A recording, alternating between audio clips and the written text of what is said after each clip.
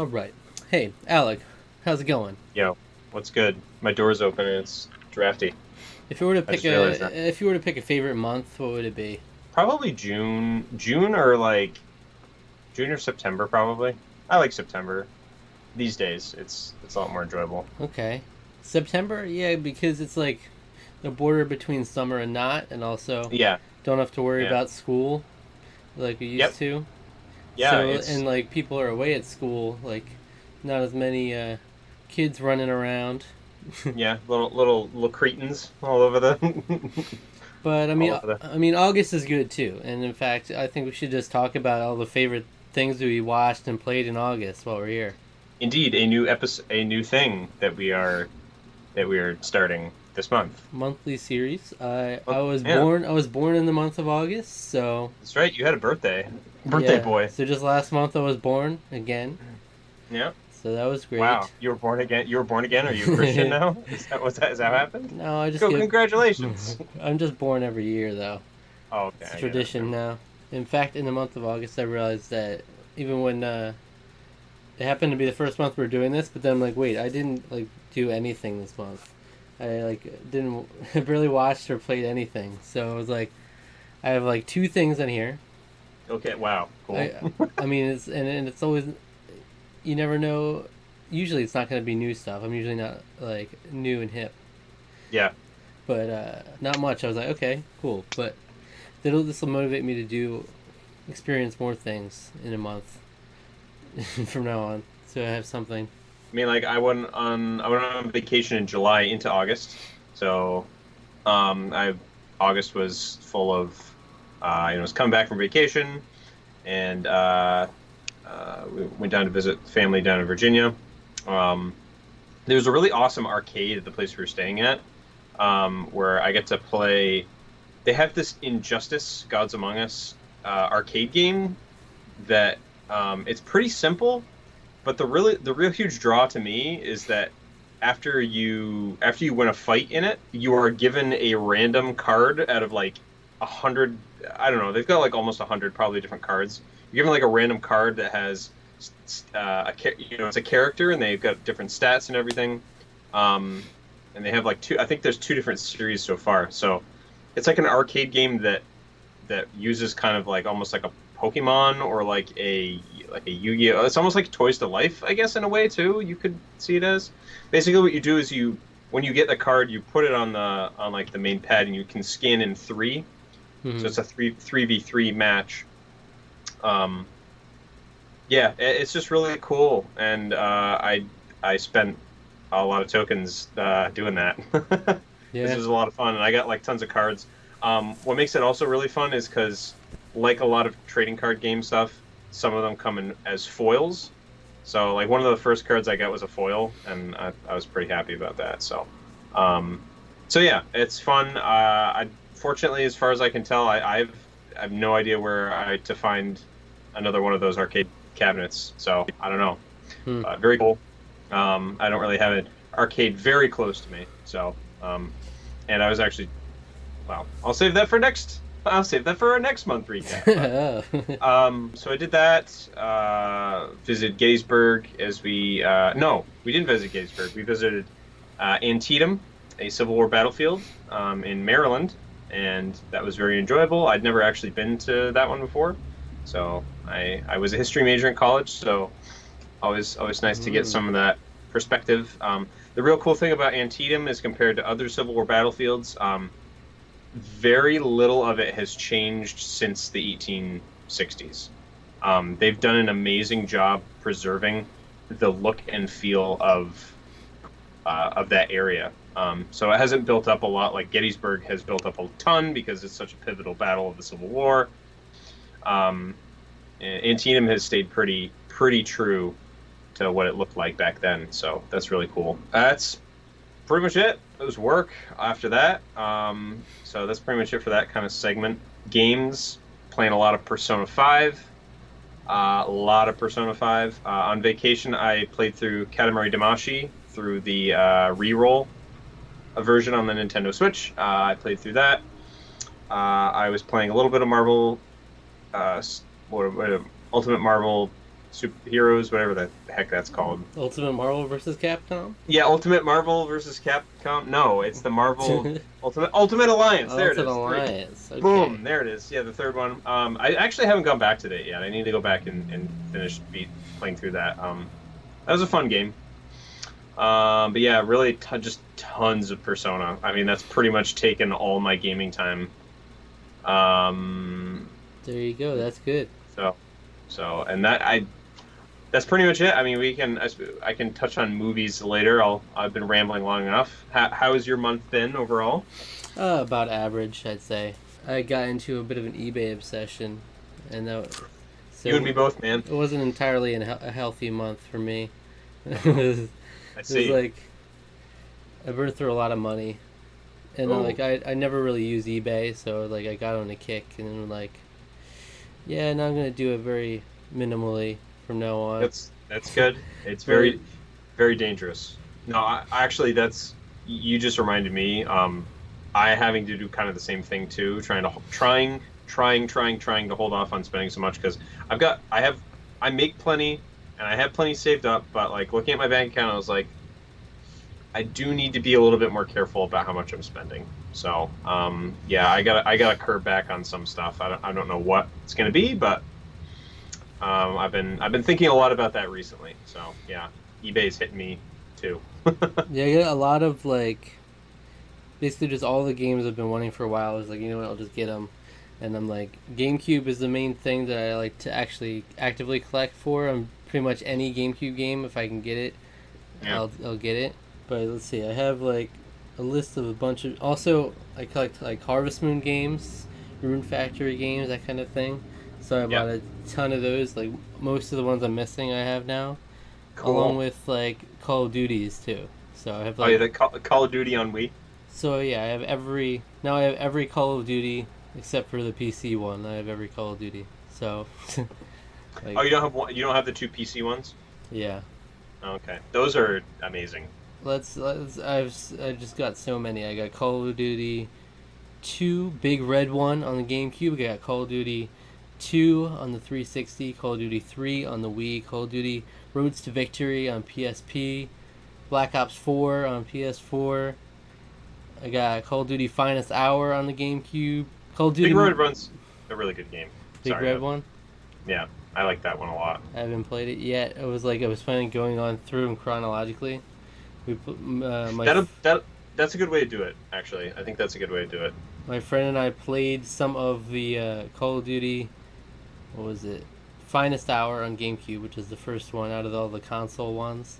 Mhm. So that was really rough, and there was like one really really annoyingly difficult part that actually takes like legitimately like 10 or 15 minutes. It's like a timed thing where you have to like hold them off for this long, and they're like, I remember my dad getting frustrated because my dad used to play those. He got so frustrated with that one in particular. It's not a good kind of like of difficulty. It was like hold out against these enemies for 15 minutes, and then if you mess up, then we're gonna start you over again. 15 minutes, and then I even like finished that, and then there was like on the way out of that area, I got killed, but then there was no checkpoint, so it started me back there anyway.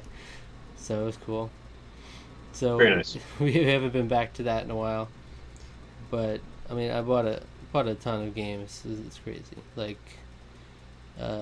Majin and the Forsaken Kingdom, Tony Hawk's Pro Skater I picked that 4. up too. I picked up Majin the Forsaken Kingdom too. Yeah. I picked that up at GameStop. I picked that up earlier this month, as well as a duplicate copy of Dead or Alive Extreme 2. That's the third copy that I bought. I bought you one for Secret Santa one year, and then I bought myself a copy. I may have a problem. But the thing is, it was in really nice condition. So, but yeah, Majin's Forsaken Kingdom. I'm really looking forward to playing that. Yeah, I know. I've heard of good things, and I got it for really cheap, and it was like brand new. So I was like, okay, I'll take that. Cool. And like Dragon Quest 7 on 3DS. I kind of want to get all the Dragon Quests, but the one Dragon Quest 6 on DS is really expensive. It's hard to find. I lucked out so hard on that one. Yeah. Yeah, I got it at a used game store before the price shot up. Yeah, and I got like what feels like almost 10 Harvest Moon games over the the past month. Like, Yeah, you weren't kidding, man. Wow. and it's like I've got almost all the Harvest Moon games now across all systems. I've got all the Sims games that are on consoles. I've got all of them. I've got all the Call of Duties on consoles. Uh, and yeah, I also got all the Mario Parties on GameCube that I was missing. I was missing two of them. So they're kind of annoying. Which ones? Which ones? Mario Party 5 and Mario Party 7. So five was the one I had. I like that one a lot. I think people kind of give that one kind of the stink eye a little bit, but I really liked that game growing up. So Yeah, I mean, I remember renting all the GameCube Mario Party games back when Blockbuster was around, and it's just one of those things, the ones we never bought. So, and then they kind of got a little expensive after a while. They weren't super cheap when I'd always go for like the cheap GameCube games, and these were always in the 30s at least. Yeah. So yeah, so I'll say Tales of Symphonia, Pokemon Channel, Sonic Adventure 2 Battle, Resident Evil 4, Naruto Clash of Ninja, WarioWare Inc. Mega Party games. Ooh. Among a few others, but those are the most notable ones. Pokemon Channel is a little correct me if I'm wrong. I think that one's a little expensive. Yeah, I mean I didn't get it in perfect condition. It was like decent enough. It was like 20. Yeah. A little under $20. Yeah. I don't know. Maybe I might be thinking of another one, but you know the one games I want to get, the games I want to get, the Pokemon games, I want to get the Coliseum games, and I think those tend to probably go for a little bit of money too. Yeah. Just because they're in demand, kind of thing. Honestly, that's why most of the GameCube games that go for what they do are just because they're in demand. Like Fire Emblem Path of Radiance is not a rare game at all, but it still goes for like $130. Like that's the going price for it now. It's stupid. So I want to try to get it for $100, but I'm never going to. It's a really good game. It is a great game. Yeah, I know. I watched a friend play it, Did a long time ago. Did you play the Pokemon Coliseum games? I played demos of those a lot. Every time I went to Best Buy as a kid, I'd always play the demo of it, and I was like, man, I want this game. And I just never got around to picking it up. So they're really good, and they're like the only, up until Sword and Shield, they were the only representation you could get of a console Pokemon game that's like the music in those games were great too. Yeah. And it was a pretty unique concept. Just fundamentally pretty different from other Pokemon games in that way. And then the last thing I got was a game I've been wanting to get for a long time called Dokapon Kingdom. Okay. On the Wii, which is really expensive and hard to get by. Yeah. Get on the Wii specifically, like PS2, like you can get it for $40 or $50 or something, but like Wii is gonna be like $100 around that range. I got mine for $75. Not in the best condition, but I don't really care about the condition as long as it comes in the case and it looks decent enough, and like if it works. So that's just one I've been wanting for a while to try out. I've heard it's really cool. It's like a Mario Party RPG hybrid, so that'll be fun. And it says weird stuff. Like I want to play it for the first time with my brother in a few days, but haven't played it yet. But it says some weird stuff on the background, like you can literally draw on like other players' faces when you like beat them in competitions and stuff, and you can like there's like other weird stuff you can do. Or you can like bribe assassins or something to go after each other. Some weird like underhanded stuff. What? This game sounds great. Yeah, and it's like literally like an RPG mixed with Mario Party. I remember watching it years ago on a Let's Play channel that I watch, but and they've done like almost 100 episodes on that now, so there's apparently a lot of content for it. Dang. Yeah. So I'm like, finally got it. But in terms of what I played, it's pretty much been all Smash Bros. Ultimate, so it's like that's like my go-to game. Always trying to get good at that, you know. I like the competitive scene in Ultimate. I watch Ultimate Melee competitively. I played, even started playing a little bit of Melee with my friend too. We both play Ultimate a lot. So I'd like to get more into the competitive scene in that too. Trying to hone my skills in there. That's the only, in terms of games. It's just buying a lot of games and playing Super Smash Bros. Ultimate and not actually accomplishing anything in terms of backlog. So Yeah, now you did actually jog my memory about a couple of things. One, I did pick up. I was on Pete Doerr's eBay, one of his eBay streams, and oftentimes what he looks for is D and D2, D on the Saturn or Dream. I think D1 is also on the Dreamcast, and then D2 on the Dreamcast. Um, and there was a really really nice copy of D2 on sale, so I picked it up through the link that he provided in the stream, which made me really happy. That I don't have a Dreamcast yet, but it's one of those things. But that's one of those games right now it's right about $55-$60. It's a good deal on it. It's one of those games that's going to keep going up in price because it's a survival horror game. It's kind of a little under the radar, but it's definitely like notoriety in the collecting scene. So I got it shipped, and when I opened the case, the prongs that hold disc 1 in place shattered. yeah, They shattered in the mail, and I emailed the guy and I was like, look, this shattered in the mail, and I actually gave him, I was like, next time what you need to do is you need to basically do what you did with that packaging, but then put that in a box and make sure that does not move, because basically he just put it in like a padded. It was pretty well padded, admittedly, but it was still a padded envelope. It's like one of those you have to put a game like that in a box because you don't want that jostling around too much, because when it's going through the United States Postal Service, man, that stuff just they're putting it through like all kinds of conveyor belts and it's getting banged around everywhere. There's no way. It was a $60 game, used game, So, but he was very understanding. He was like, yeah, so you refunded me a little bit of money so I could. What I ended up doing is I actually bought a used copy of the greatest hits version of Final Fantasy VIII, because it was the first thing that came to mind when it came to a replacement quad case, or at least replacing something with a quad case. So I actually just got that recently, and all I actually did was I just swapped out that section that had the disc holder section for the one that's in that other quad case, because it's like I don't really care about having a copy of Final Fantasy VIII. I'll have it because it's nice to own. I don't really give that much of a crap about it, really, because I'm going to be picking up the remastered version sometime soon anyway. So anyways, that was an eBay experience I had. But I actually also was playing the Dragon Quest XI-S demo on the Switch. mm-hmm. And that game is amazing, and I can't wait to play it, the full version. I actually haven't finished the demo yet, and I've put almost 8 hours into it, and I haven't finished the demo yet. It's a very long demo, and it's that is really very long. cool.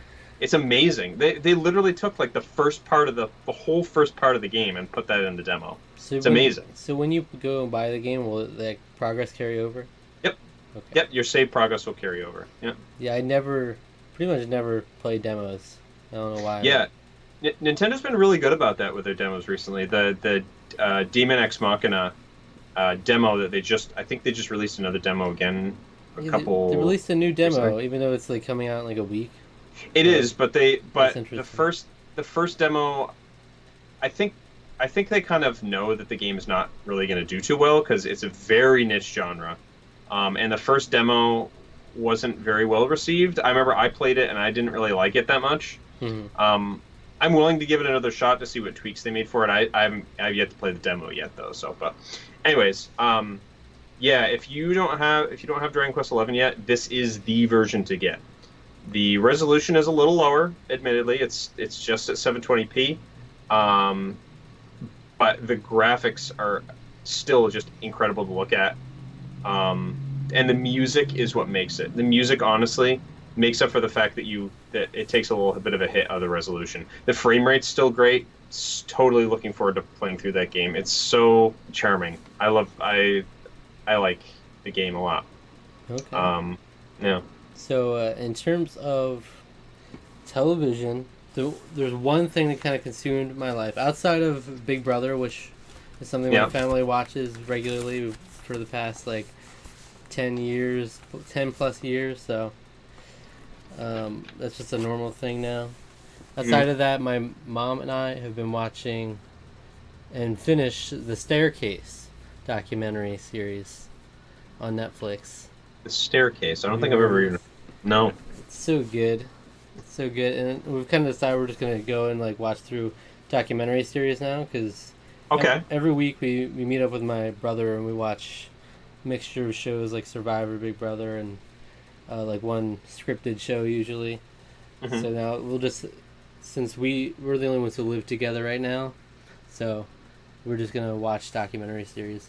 Basically, it's a documentary series about a man who allegedly finds his wife at the bottom of a staircase, and it says she fell down the staircase and it's just a horrible accident. And then, but when people come to examine the body, they're like, this doesn't look like something that would come from a fall down the stairs. So they immediately start suspecting him since he's the only one who was with her at the time. And then it's just this huge, long process of going through the evidence and like whether or not he did it, what points against, like for or against it. It's just really intriguing stuff. It's surprisingly, it's not like, it was very much not cut and dry. Even towards the end, it's really kind of ambiguous on whether he did it or not, and no one really knows for sure. So it's like, wow, that sounds really interesting. Yeah, and it's really cool. It's a documentary crew. Initially, they were gonna have teams on both like the defense and the prosecution teams. They were gonna have a camera crew for both, and they had it a little bit in the beginning. But then the prosecution basically said they don't want them to film anymore. So they pretty much filmed all defense and kind of became a part of the defense team, basically, and followed this for years as it was developing. So as a result, you kind of get a one-sided perspective for most of it, but there was nothing they could really do about it. It's still really interesting. I bought the book written by the person who was like accused of killing her, basically. Yeah. And this is like all of his recounts of everything that happened. Interesting. Yeah, I mean, it's just really interesting. It's hard to say anything without going into details, but it's just really worth watching to form your own opinions and stuff. Cool. Yeah, so now we're moving on to Making a Murderer, watching that, which is... Oh, okay, yeah. I've heard. One of the more well-known Netflix documentaries. Yeah. For me, TV, so we... not tons. I don't really spend a lot of time watching tons of TV. My folks will watch some Netflix here and there. Kind of the main thing, me and my mom, and my dad has been around sometimes for it. Kind of like went off and on of like, I don't really want to watch it, and then he would come on and he'd watch it. But we were making our way through Star Trek Deep Space Nine. We just finished it this last month. We've been doing it I feel like it's close to 2 years, because we'd like sit down and we watch like a bunch of episodes, and then sometimes we would go like 2 weeks, maybe even almost a month without watching any of it. So this last season in particular was a lot of dry spells because I didn't want it to end. Because I was really enjoying it so much, so I was kind of hesitant to keep watching it. But I was like, well, we gotta finish it eventually. So, and we did, and I really enjoyed everything about that show. I mean, obviously, no Star Trek show is perfect. Anyone who knows the franchise knows that generally particularly in that era of time, the UPN years, first season's pretty rough.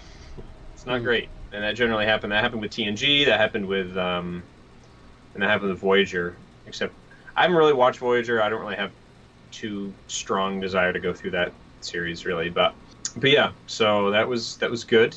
And that's pretty much it. We started watching. For some reason I just got on this real like we really need to get through. I've never watched every single James Bond movie. Neither have I, yeah. So I was just like, let's do that. Let's just watch all of the James Bond movies in chronological order. So we watched Dr. No, which I don't think I had ever seen all the way through before. And I really liked it a lot. You can definitely tell it's sort of the first one. Sean Connery is a lot... I think I think a lot of times when people think of James Bond, they think of either you think of Bond in different ways depending, I think, on what your first experience with James Bond was. So like if you were like if it was like Sean Connery Bond, you think it's just really suave and you think it's like a classic movie and um but really Sean Connery's Bond was a lot colder um than I remember. Hmm. Like he does feel a little more like like a kind of a cold and not necessarily a role model, shall we say? But yeah, I don't know. There was a bit more of an edge to him, especially in Doctor No, than I remembered. I think we watched From Russia with Love technically in August as well. And that one I've seen a bunch. That's one of my all-time favorite Bond films. Just a great Cold War story. The just the through line of the plot is just really really good. Really fun to follow. You kind of know you basically know everything that's going on the whole time, but like obviously there's twists and double crosses and stuff, and it's really interesting. And I like that one a lot. There's the train scene, the whole train sequence of that movie is just like one of my favorites. So yeah, that's been fun, and we're gonna make our way through all of them, including the all the terrible ones, that ones I already know are bad. So Hmm. that's gonna be fun once we get to some of the bad ones. I want to say that's pretty much it though. You know, it's pretty much it for TV and movies. Even really, I didn't really see any movies in August. I wanted to go see Once Upon a Time in Hollywood. Hoping to maybe see that this weekend. It depends on if it's still in theaters or not around me. I really hope it is, but I'm not holding my breath. Yeah, I would have liked to see that as well. I didn't watch any movies at home or at theaters. I'm really slacking. My goal has always been to watch and play as much, experience as much stuff, and Mm. all these film, television, games, and I've been really slacking on that lately. And I've been trying to juggle everything, between video editing, Yep. watching videos because that takes up a lot of my time too. Is just YouTube, Oh yeah. and then just watching TV that we usually watching TV with my family, playing games with my brother because my brother and I kind of try to meet up weekly to play games too, and then yeah, there's just no time. It is no. Yeah, that's the thing I hate. As I love so many things, it's hard to find time to do all of it. That's why we need to So get more videos planned for us to do, so we were forced to watch them, like more video reviews, review yeah, more movies. movies, more movies. Yeah, we should do more movies. We will. We definitely will. Yeah. Oh, one last thing. I did go get to see Game Grumps live in Boston. Oh yes. It was one of their very last shows of this version of their live show. I think it was like the third to last one, and it was just so much fun.